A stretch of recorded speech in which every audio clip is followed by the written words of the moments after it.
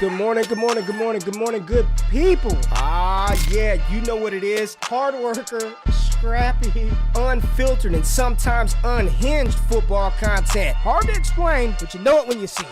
Doing it daily, our way. I don't know what you're talking about right now. Redraft and Dynasty Fantasy Football, we got you covered. You know their defense is ranked like 31st in the NFL? NFL draft prospects and rookies? Now you know you in the right place for that. Absolutely. All right, then stop saying it.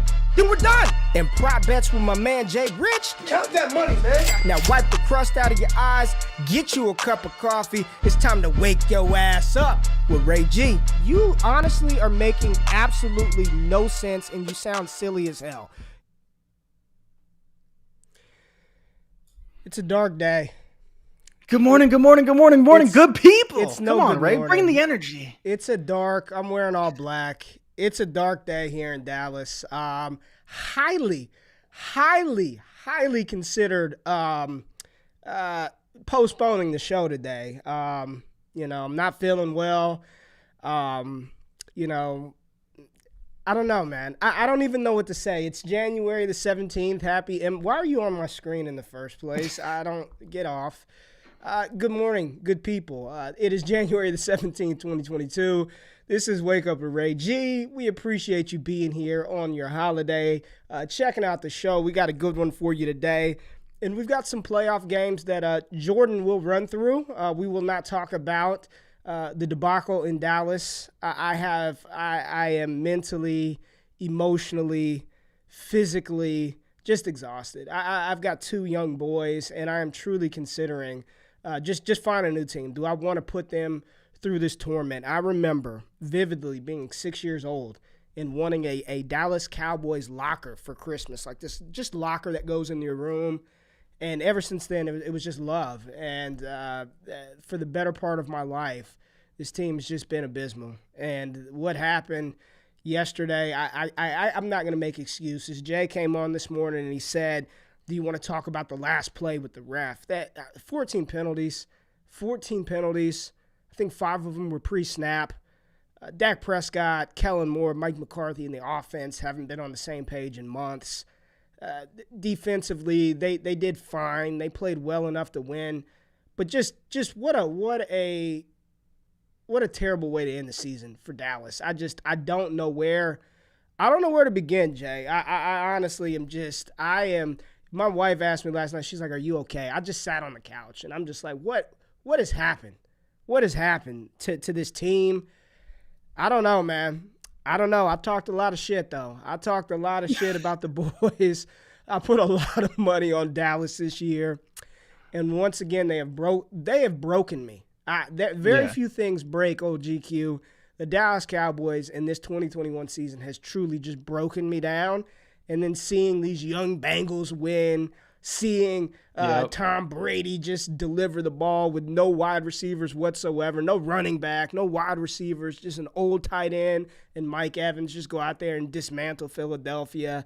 Watching Patrick Mahomes and what they do offensively with Jerick McKinnon at running back, and it just that was a game Dallas should have won. That was a game that Dallas they should have won that game. They no Nick Bosa. Fred Warner gets hurt late. Like Nick Bosa goes out early. You don't even have to deal with Nick Bosa. So any excuse that a Cowboys fan wants to make today about why they had Nick Bosa, their best player, Jimmy Garoppolo. We talked about it. Which quarterback? Jimmy Garoppolo gave us a gift.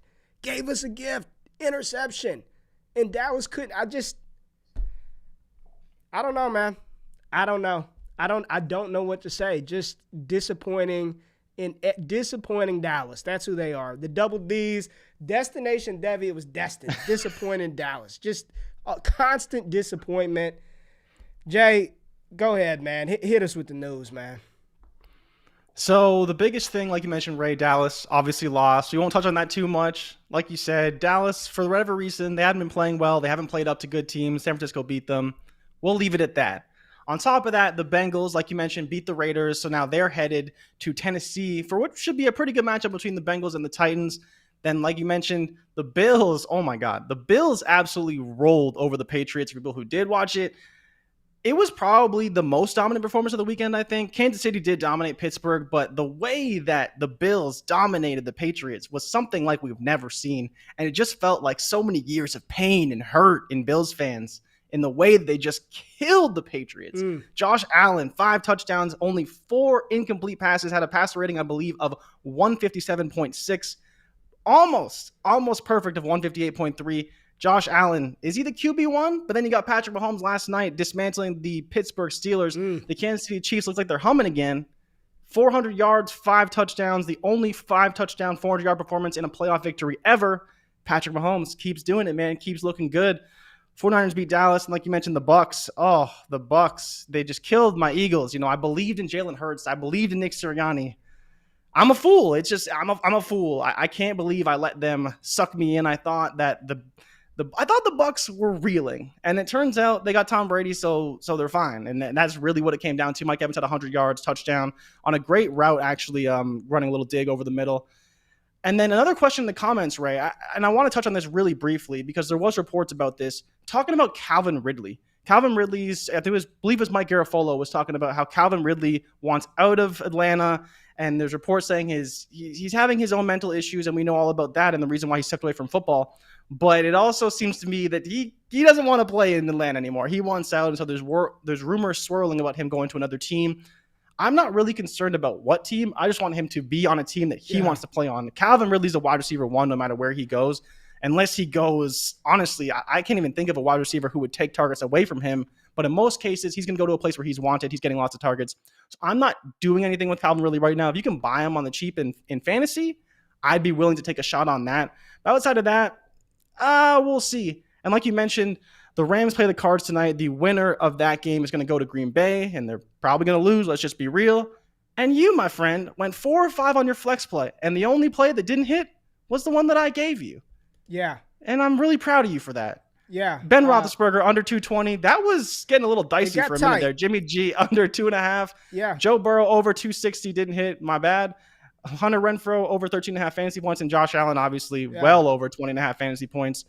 Great bet, my friend. Great bet. Looking good. If you tailed the picks, you won some money because 4 or 5 hit, so Prize Picks pays you out a little something. Joe Burrow. I mean, I think he finished with like 244. Didn't hit the over, but Hunter Renfrow barely got his 13.8. Josh Allen annihilated 20.5 fantasy points, which I thought was just a low number to begin with. Jimmy Garoppolo, that was easy money, under 2.5 rushing yards. And Big Ben, they tried to air it out, but that didn't hit as well. So hopefully, I had a good weekend with bets. I was sharing them with Jay. I was money this past weekend. I think I was up like 7 units. So we're going to try to get after it tonight. We don't have a graphic for it, but I think I took Cooper Kupp over 23 fantasy points. I did a 3. Sony Michel over 53.5 rushing yards, and Zach Ertz over 5 receptions. I laid 1 unit on that, so that's a little 3-leg parlay for tonight. But let's get to the good stuff. It's Mock Draft Monday, and what we're going to do today is take a look at some potential landing spots and talk about what we think about it. It's from my man Cody Carpentier, Player Profiler at Carpentier NFL. I know he's in the chat. Cody does great work. Like, here's the thing, y'all. I know a lot of people, we look at like the Mel Kipers of the world and the Todd McShays, and they're throwing out their rookie mock drafts. And I'm not here to disparage anybody's craft or shit on what they do. But there are some people in the industry, right, in the social media, NFL draft, fantasy Twitter space, where I truly value their opinions, because these are people who have sort of who've been following along, throughout the college years. And I think some of their mocks may be even more accurate, at least at this stage in the process, than some of these big time analysts. And when I saw Cody's mock, I think he did a 3-round mock that came out last week. I think it was January 13th. I immediately texted to Jay, and I was like, this is a good mock. We ought to go through this mock, talk about some of the landing spots that Cody has these players projected to, and then see how that would affect our ADP and where we rank some of these rookies. So we're going to do like a compare and contrast, and I think it's good to sort of go back. And we did a mock draft, a 2-round mock draft, I believe it was last week, Jay. Now, I'm giving y'all a little peek behind the curtain because we do a lot more mocks than the ones that we share on here. So if you want to support the director of analytics, Jordan Backus, if you want to support JB, all the other people, patreon.com/prospect talk, you get access to this information. But just according to our ADP, and I'll just give y'all a little peek behind the curtain here. So let's take a look at our ADP. Right now, the top guys, you got Matt Corral as QB1 coming off the board at 101. Isaiah Spiller, 102. Treylon Burks, Breece Hall, Kenneth Walker, Kenny Pickett down there at ADP 106. Garrett Wilson, Drake London, Sam Howell, Malik Willis. Look at that. The two QBs coming off the board, 109, 110.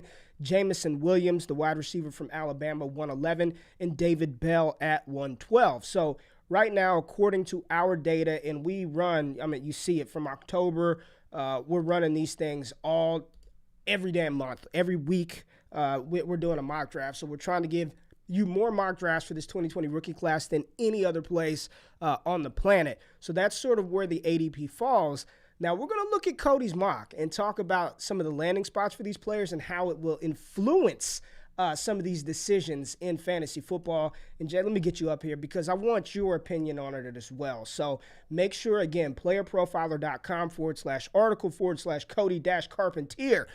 -2022 mock draft mock draft. You'll find it on Player Profiler. Go with Cody's timeline and check it out. But let's talk about it right now. And Jay, make sure you're paying attention to the comments because I want people to, I want to engage. I want this to be an interactive exercise and talk about what we would do.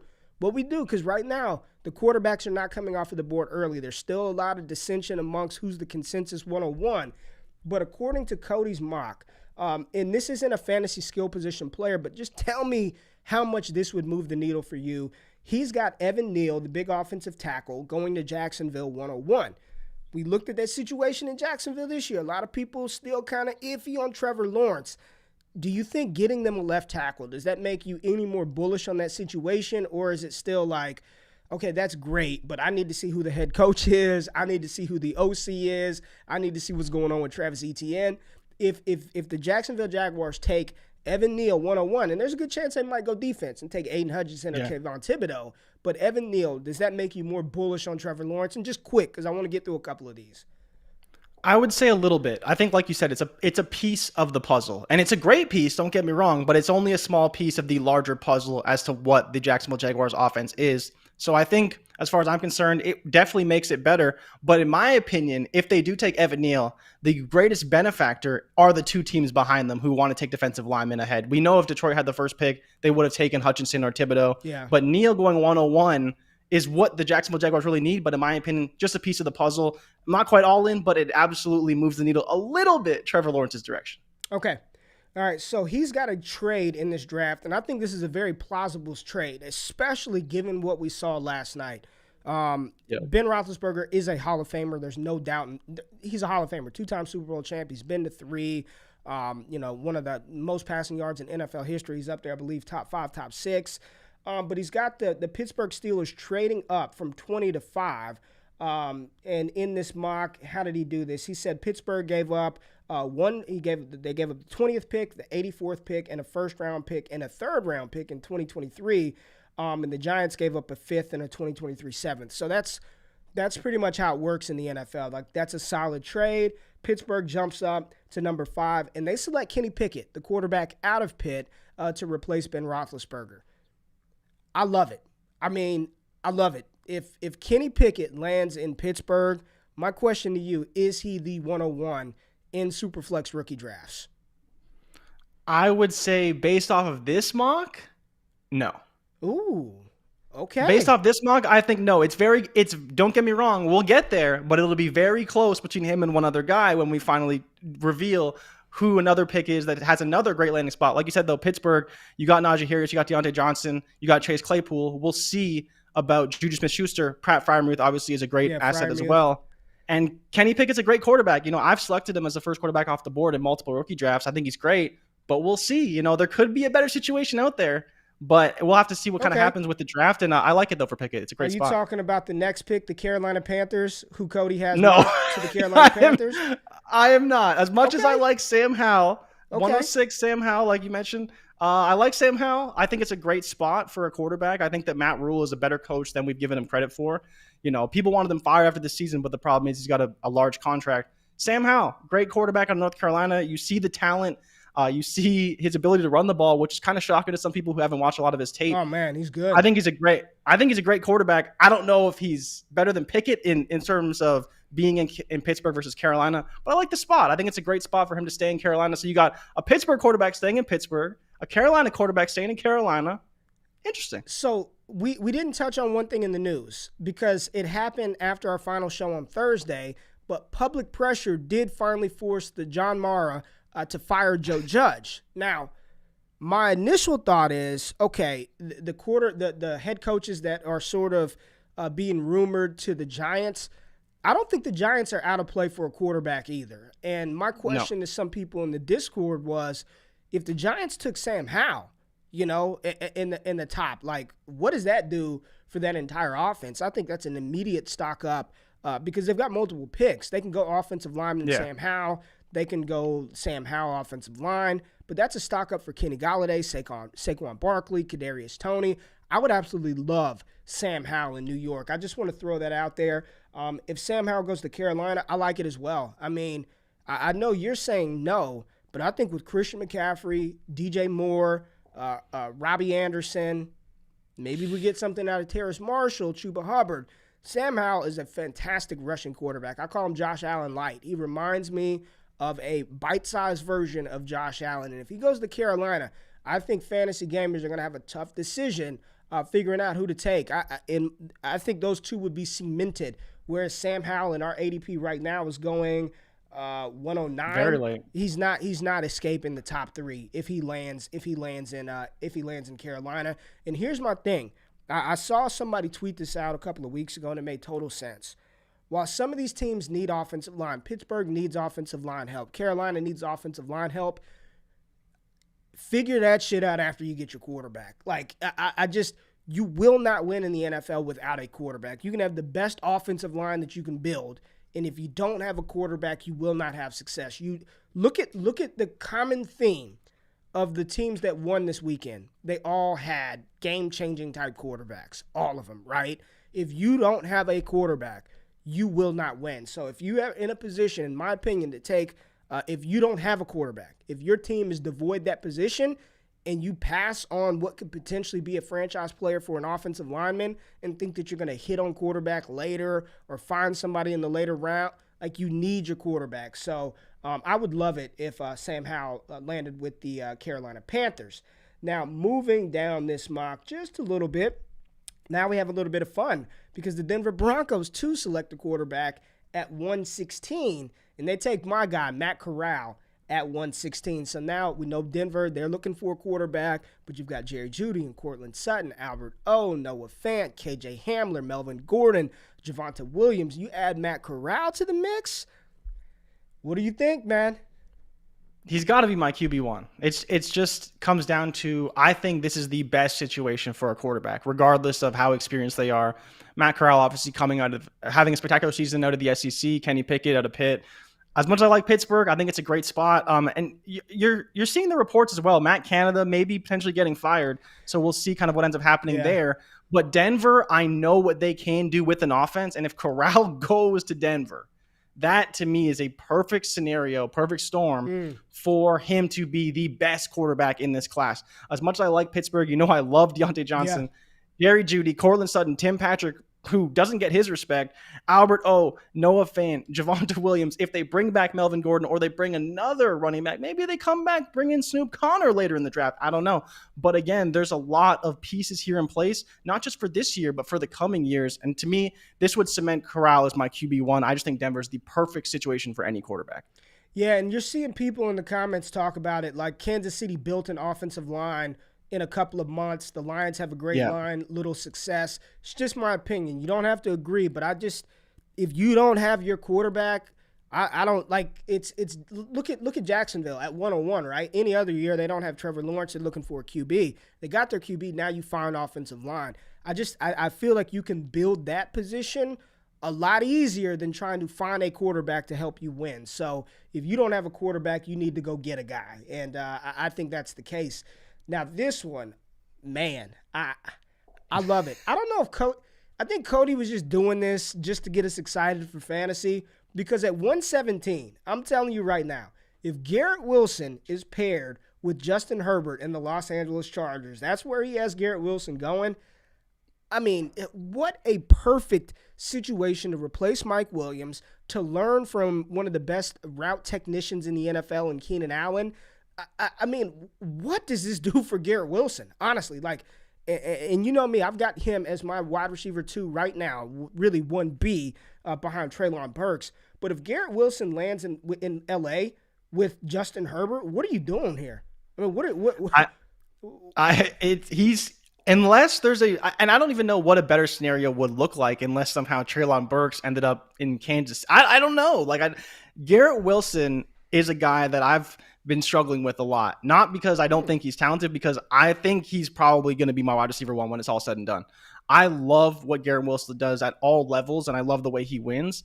If he somehow ends up on the Chargers, that is just a skyrocket type. That's a scenario where I'm literally thinking, do I take Garrett Wilson over one of these quarterbacks? Because it's just, the situation is just so good.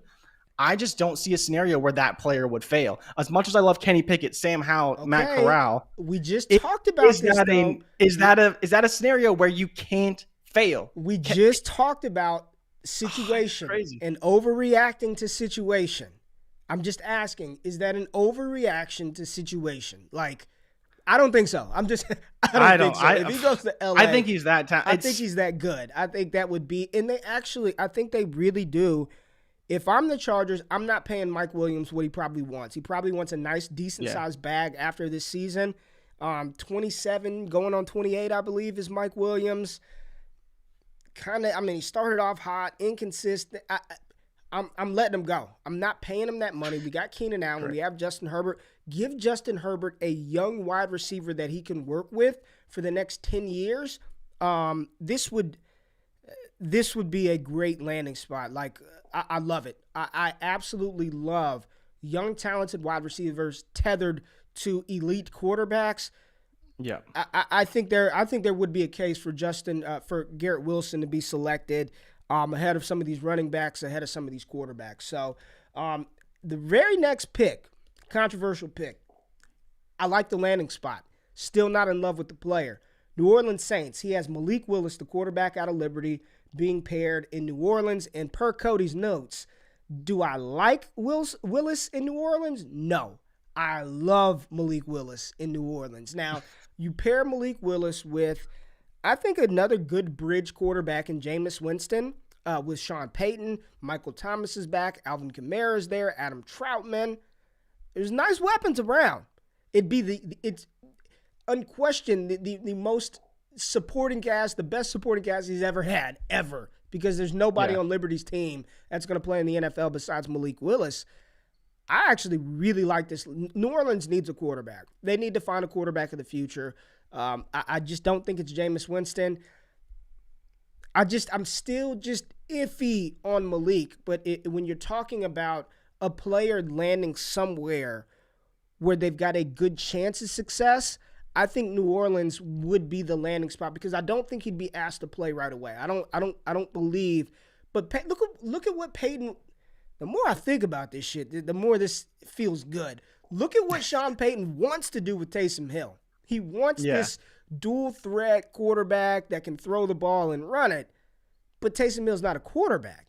You get Malik Willis doing some of the Taysom Hill type things. Listen, if this happens, all of these quarterbacks, and again, per our ADP, patreon.com/prospect talk, Malik Willis is coming off the board at 110.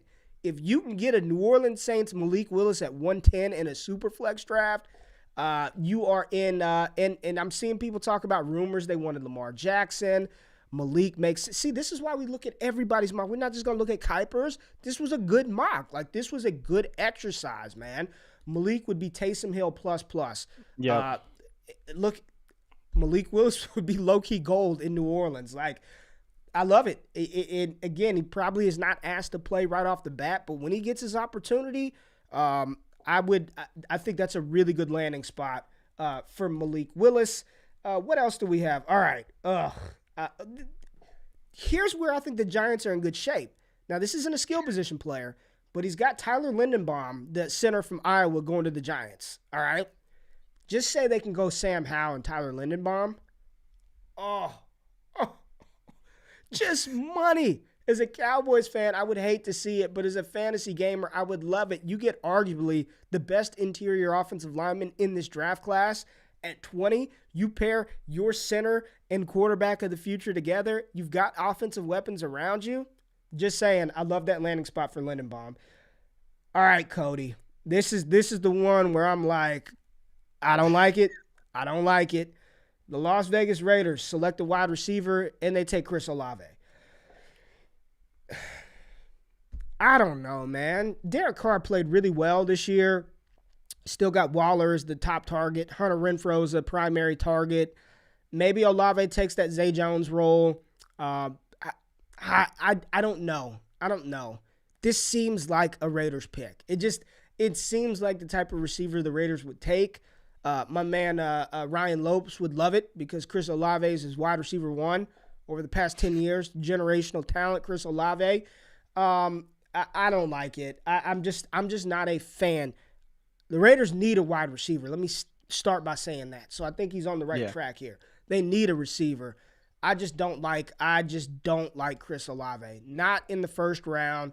Not over some of the and Walt said Raiders need a wide receiver in the first. I agree. I just would rather have a couple of other guys than go with Chris Olave. They do need a wide receiver. But it seems like a fit, right? Like Olave, Renfrow. I would rather a different wide receiver go to the Raiders than Chris Olave. Now, coming off of the board at 127, there he is, Treylon. Detroit Lions take Treylon Burks, wide receiver out of Arkansas. I mean, offensively, Swift, Hockenson, Burks, Amon-Ra St. Brown. They need some talent. They cannot continue to roll out. Who's number 11? Who the hell is that guy? Not Reynolds. Who? Khalif Raymond? Khalif Raymond. Yeah, they can't. Listen, I know disrespect Khalif Raymond. Damn. Yeah, I know. I forgot. How dare I forget Khalif Raymond? But I like it. I like Treylon Burks in Detroit. I just think that when it's all said and done, Jay, after the combine, when he checks in at 6'3", 220 pounds, and runs 4.38, I don't think he's falling to 27. I think at that point, because I do think he's going to run sub 4.4. And if he doesn't run sub 4.4, I think it's still going to be low 4.4s. And according to Player Profiler and what they do with speed score, it's going to be a 90-something percentile speed score. Yeah. I just don't think he'll fall this low. But if he does land in Detroit, you talk about two young wide receivers to build around, Amon-Ra St. Brown, Treylon Burks, T.J. Hockenson, and DeAndre Swift. That's a hell of a core with one of the best offensive lines in the NFL when healthy. All they're missing is that quarterback, right? They got to find that quarterback. Maybe what they're doing is trying to build up their talent around it, and then they know they're going to suck again next year, and then use one of those high picks to grab C.J. Stroud, Bryce Young, Will Levis, Van Dyke from Miami, someone like that in 2023. But I like the landing spot of Burks. I just think when it's all said and done, he's going to go a little bit higher after he performs at the Combine. All right, Kansas City Chiefs at 129. As if we need to add anybody else to the Kansas City Chiefs, Cody goes ahead and torments us all by selecting Jameson Williams, a wide receiver out of Alabama. We know he tore his ACL. There's still a lot of speculation, man, that he could still go off the board as one of the first wide receivers, like one or two. There's still a lot of speculation that what he did, what he put on wax was more than enough. And I'll just say, for me personally, Jameson Williams, according to our ADP, is coming off of the board at 111. 111. I'm fine with taking Jameson Williams. I'm fine with taking a shot. ACL injuries are not death sentences of the past. I think all the medical people said he should be back on the field by October, November. So maybe you get him for that late season playoff push in your fantasy leagues. I'm still in on J-Mo. So if he lands in Kansas City, I know we say this every year, what's that wide receiver 2 position worth? I think Jameson Williams is worth a lot because he's a better wide receiver than McCole Hardman. We're seeing Byron Pringle. What was interesting last night, Jay, I didn't realize Tyreek Hill had 111 damn receptions this year. Like, he's third in the NFL. Yeah. Third in the NFL, 1,200 yards. We know Kelsey's doing his thing. He's getting towards the end of his career, but still a lot of game left according to what we saw last night. But I would love J-Mo in Kansas City. Like, I think that is what they were trying to do with McCole Hardman, but Jameson Williams is better, and they don't need him to play right away. So it's just another luxury piece for Kansas City because clearly they don't need a running back because running backs don't matter. They got Jerick McKinnon. Jerick McKinnon? He looked like the Jet that we wanted when he was in San Francisco 4 years ago, right? Like, he looked great. So I would love Jameson Williams in Kansas City. Good landing spot there, according to Cody's mock. And then the final skill position player going to the Green Bay Packers. They finally get him a wide receiver too. Again, I've been saying it. I don't think Aaron Rodgers leaves Green Bay. I just don't. The only way I think he leaves is if he retires. But George Pickens to Green Bay at pick 32 rounds out the first round. Jay, I didn't ask your opinion on Jameson Williams, George Pickens, or Chris Olave. What do you think about those three receivers and where they're mocked? I think that while you're right about Chris Olave, I actually don't hate the landing spot. I think he can fit those intermediate spots that they really need. And I'm curious to see how they approach the season because the one thing that they're missing now is that deep threat. Like, do they bring Deshaun Jackson back and how did they kind of handle that? In the comments, actually, people were talking about Christian Kirk going to the Raiders. I actually kind of like that fit. I think that, and I've talked about on the show before, that Christian Kirk is a player that I'm going to be watching to see where he goes in the offseason because I don't think he's as devoid of talent as some people think. Being in Arizona, he did see a lot of targets he produced, and he's fast as hell. And so I think that potentially where he goes could be a good fit. I don't mind Olave in the Raiders. Again, as a Raider fan, I know you don't like the pick because you don't like Olave as much, but Burks going to Detroit is a great spot. J-Mo going to Kansas City, I'm iffy on it, right? Okay. But like you said, ACL injury, not so bad, and he'll probably come back. I think he'll be back for preseason. The question is workload, how he manages that, but he probably won't be full strength, like you mentioned, until October, November. But the good thing is that he would at least come onto the scene during the season to where you would get some of that value that you drafted him at, and I'm fine taking him back at the first. Pickens, though, in Green Bay, I like it. I don't love it, though. Okay. I'm curious to see how he'd fit in there. As much as I like him, I do think we've seen a lot of good things from Allen Lazard. I think we've seen a lot of good things from Marcus Valdez-Scantling. He's going to go get paid. Lazard's going to go. He's going to go money grab, and I don't blame him either. You think he will? I think he will, and I think he should, man. Go get paid. He's been a solid role player. In my opinion, I think he wants a shot to be more involved in an offense, and he'll probably get that. He's one of the best blocking wide receivers in the league. I think Lazard is gone. I think they're going to lose Allen Lazard in free agency, but that's just my opinion. Yeah, see, because for me, right, if I was Allen Lazard, I would stay in Green Bay with Aaron Rodgers. That's my only thing is that the way he's playing right now, he's playing great. And then if they give him that contract, maybe that kind of signals he gets more involved. They're getting Robert Tonyan back too. We saw he got injured. He'll be back next season.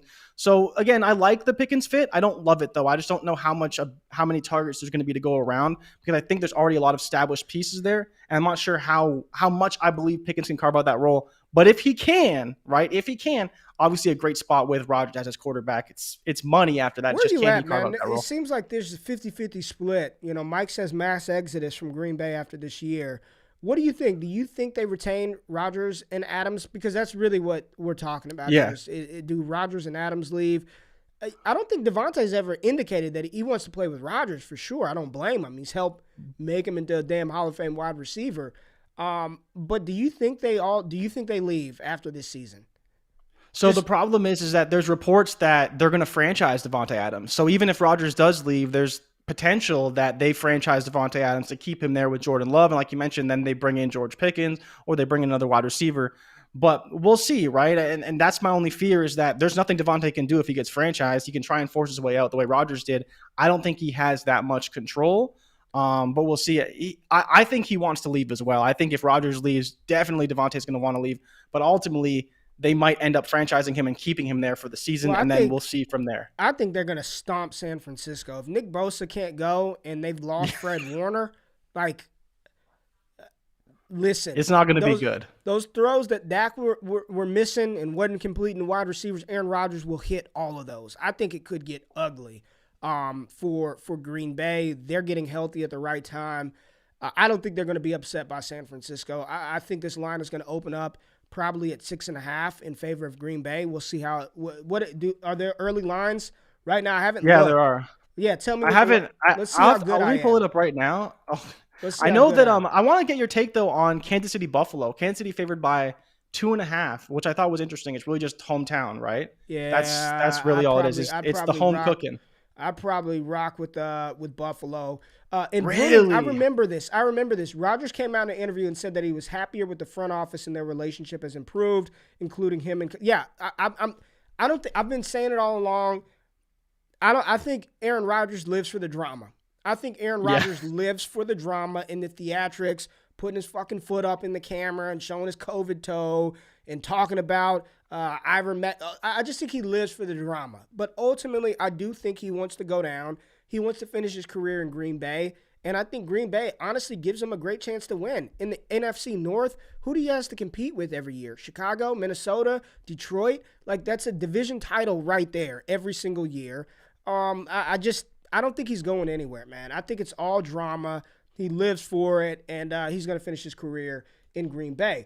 But let's talk about a couple of notable honorable mentions, second-round picks in Cody's mock. If you want to read the full thing, go read his damn article, all right? Like, go read his article. It's really good stuff. Follow Cody and the work that he does. But some honorable mentions, second-round picks in his mock. Carson Strong picked number 2 in the second round, so the pick 34 to Detroit. So we talked about Detroit trying to find a quarterback, right? And there's been a lot of Carson Strong love percolating amongst the space. Jay, have I not been saying it from week 1 of the college football season? Now, I was dead ass wrong about QB1, as was everybody else. We all thought it was going to be Spencer Rattler. But what did I say? What have I been saying since August, September of 2021? If there were a quarterback to challenge Spencer Rattler for QB1 because of the talent, I know he doesn't run around, but I said it's Carson Strong. He just looks like the old school NFL passer, right? And I know that doesn't fit with the new age wave of the running quarterback, but all them damn running quarterbacks outside of Josh Allen are going home so far this weekend in NFL football. You still got to be able to deliver the ball accurately from the pocket. If the Lions can double back with Carson Strong in the second after nabbing Treylon Burks, maybe going out like that I would love that fit for Detroit. You know, Dan Campbell seems like an old school coach. If they want to run a quarterback, they'll put Amon-Ra St. Brown back there and they'll just run him. But I think you add Carson Strong to TJ Hawkinson, to Treylon Burks, to Amon-Ra St. Brown, DeAndre Swift. He has zero threat to run. So any dump offs you want to Swift, they're coming. You want Hawkinson to get 100-plus targets, it's coming. Amon-Ra St. Brown, it's coming. I love Carson Strong to Detroit. I thought that was a tremendous second-round pick, and that's what you do. You get those type of guys that have elite skills. He's got a cannon, and you hone him behind Jared Goff for a year. I like Carson Strong to Detroit. I told Cody I flat out hated the fact that he didn't have Drake London in round 1, but I love the landing spot to Chicago in round 2. You pair Drake London with Darnell Mooney, Cole Kmet, and Justin Fields in Chicago. I mean, wheels up. I love it. Drake London and Chicago, because Allen Robinson's gone, right? A-Rob is gone, and I don't know who the hell else they have behind them at wide. Like Jimmy Graham can't. Drake London in Chicago with Darnell Mooney, it's the perfect fit of intermediate to short routes being commanded. You've got the field stretcher. You got your Olave and Darnell Mooney. He went over 1,000 yards this year. You get the big body Drake London. And who have I been comparing him to? A combination of Brandon Marshall and Mike Williams. It'll look a lot, and he'll wear that number 15. It'll look a lot like the light-skinned version of Brandon Marshall in Chicago. Desmond Ridder, second round of the Washington football team. Cody and I had some conversations about him via DMs. I think he's going to be a second-round pick. I'm not the biggest Desmond Ridder fan, but what I've always said is he's somebody that I think needs to sit maybe for a year or two, and Taylor Heineke's there. You get Desmond Ridder to sit a year behind Heineke. Maybe he starts the last 3-4 games of the season, see what he has. They need to find a quarterback of the future, right? Like whomever it is, they need to find somebody. So Desmond Ridder to the football team in round 2. They've got Jahan Dotson. Cody has Jahan Dotson to Atlanta in round 2. Isaiah Spiller to Arizona in round 2. John Mechie At first, I was like, what the hell is Cody talking about? He tore his ACL. He's coming. John Mechie declared he's entering the NFL draft, even with the ACL. So John Mechie in Buffalo, and then he wrapped it up with Breece Hall in Tampa Bay. So of these second-round landing spots, and again, running backs in the second round are like the second round is the new first round. Breece in Tampa Bay, Spiller in Arizona. Are those your 101 and 102s? Well, I mean, not 101, 102, but Spiller in Arizona that's a nice spot right there. For a player who's got incredible footwork, pairing him with Kyler Murray, I think that would be a match made in heaven. You're talking about Mechie in Buffalo.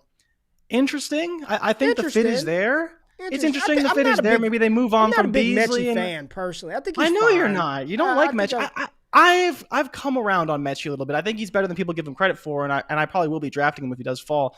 But Spiller in Arizona, my question for you is kind of where do we put Spiller? Because in Arizona, look at what James Conner did this year. Now you give me a running back who can actually run the ball effectively, who can catch pass out of the backfield. Man, Spiller in Arizona is like a slam dunk, but is he really going to go Spiller in Arizona or Breece Hall in Tampa Bay? Oh, man, it's Breece Hall in Tampa Bay would be incredible.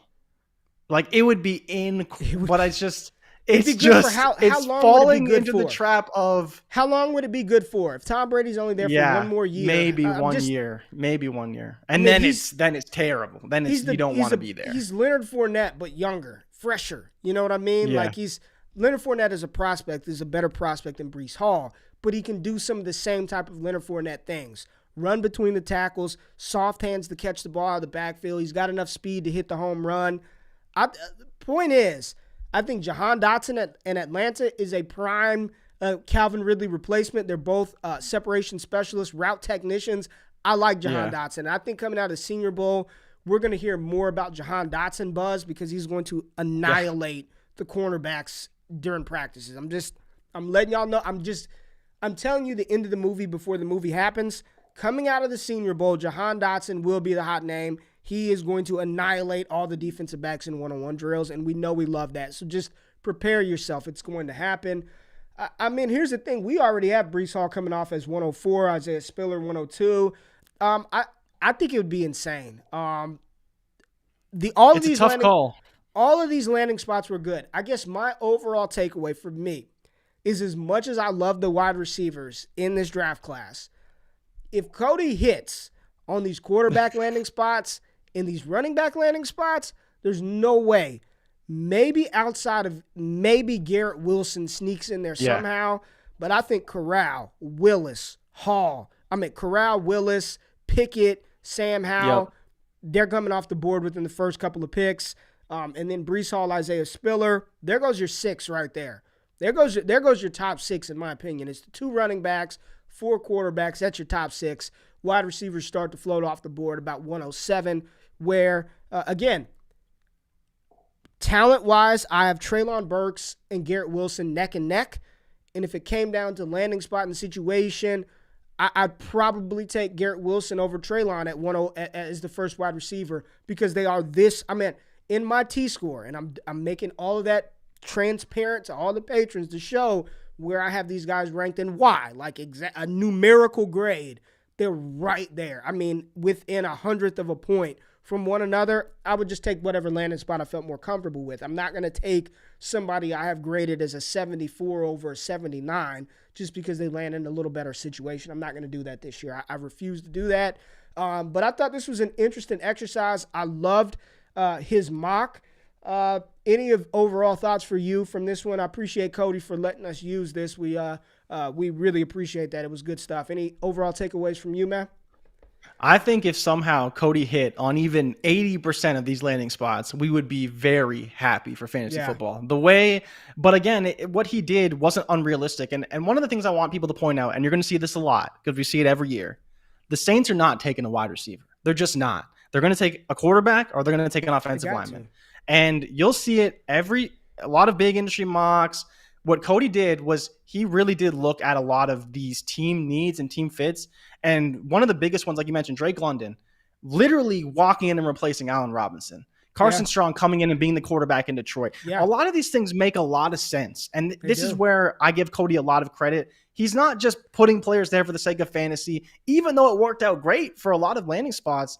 I think a lot of this does make a ton of sense, and I could see some of these things really happening.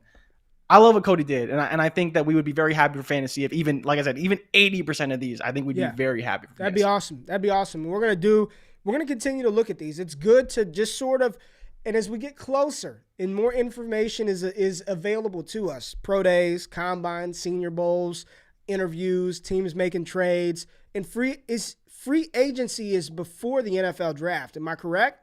It's mid-March. It's just after the combine. These are going to be some useful exercises to start strategizing and positioning some sort of your dynasty teams. I can't wait till the prop bets come out with who's going to win, who's going to be, how many wide receivers in round one, how many quarterbacks go. We will continue to do mock draft Monday, whether we're going through an actual rookie mock. We will do a single quarterback mock. I know a lot of this is geared to Superflex because that's what we played, but we will do a single quarterback mock and let y'all know where these players fall. Tomorrow, Jay, we're going to start something good tomorrow, aren't we? We're going to take a look. People are going to be excited. People are going to like this one, man. So make sure you tap in tomorrow because we are doing the first installment of our rookie profile series, and we're going to take a look at one Breece Hall. We are going to take a look at some tape. We're going to dive into the analytics. We're going to talk about his numbers. We're going to talk about where he slots. It's going to be Breece Hall Day on Tuesday. So make sure you tap in. Showed you how we're going to kind of operate this one on Breece Hall tomorrow.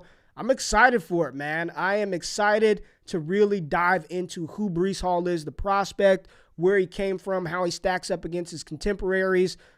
It's going to be a fun. Our rookie profile series last year was money. Like when we were doing the Javonte Williams and the Shoddy B. Rashad Batemans, and go back and check those out on the channel. Those were some of our most viewed videos that we put out. But I'm excited for this one and excited because we get to actually interact with people as we're doing this. So make sure you're tapped in tomorrow morning, 8 a.m. Eastern Standard Time.